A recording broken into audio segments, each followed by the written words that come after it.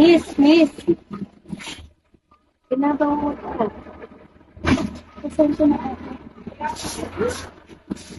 Para po.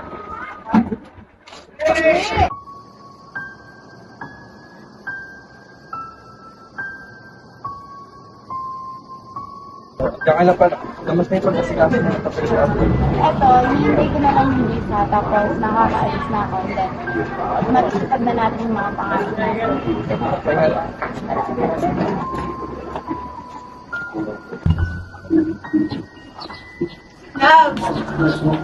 Love!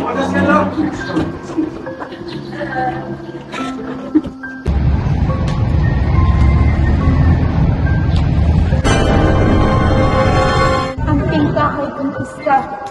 Ayaw ko sa di imong lawas. Ayaw ko suko. Kana maoy, patay nima. Ano sabi mo? Ay, ate, pagpasensya na nila po ang lola ko, medyo may pagkatanda na po. Pasensya na po. Pinagsasabi mo.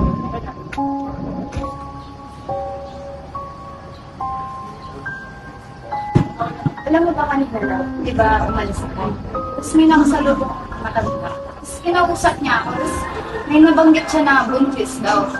Tapos iniisip ko kung ano yung sinasabi niya na buntis. Hindi ko naintindihan yun. Pag tinanong ka lang ako.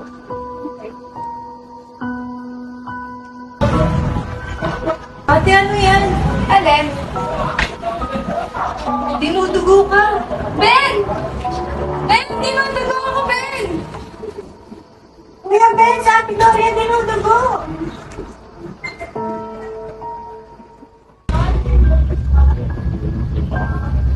Ate, okay ka na ba? Okay na po. Ano bang nangyari kanina? Nahimatay ka kanina. Dumating sa aling pusan yung mga hinila. Sinabi kong sis ka ron. Asa na Kuya Ben? Kaya katatawagin ko lang.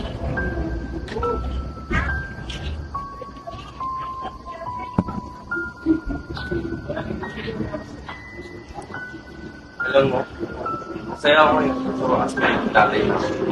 Ano? Hindi pwede. Hindi pwedeng buntis ako. Paano na yung pangarap ko? Paano yung pangarap natin? Di ka ba masaya na magiging magulang na tayo? Paano ako magiging masaya?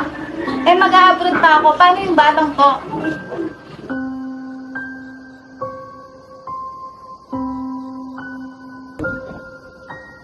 Kahit gusto ko pang alaga, hindi pwede. Hindi pwede. Ano na yung mga pangarap ko? Hindi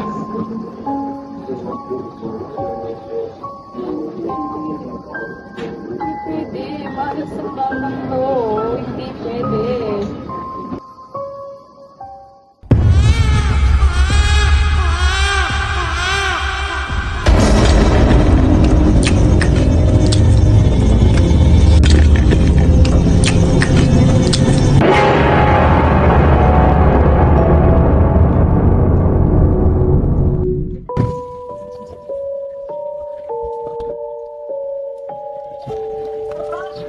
Si Gloria. Oo nga, tapos napag-usapan mo. Uy, kumaring Gloria! Kamusta? Okay lang. Teka lang, bababa ako. Okay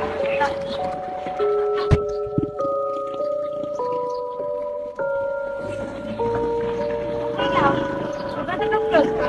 Hindi na pwede. Oo, kaso nakulan ako. Sige, wala na ako marim. Hanap lang ako gagawin sa lahat.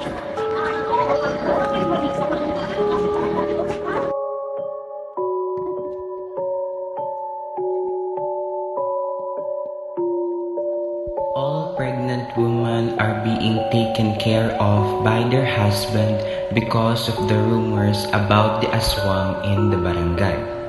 Until one night,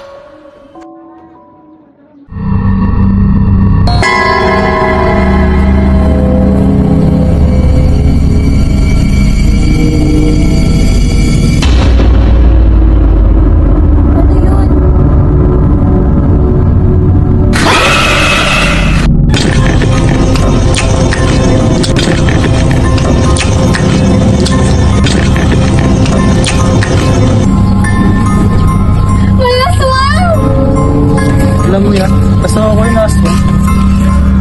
Kuya, nandito naman po ako sa loob. Tara!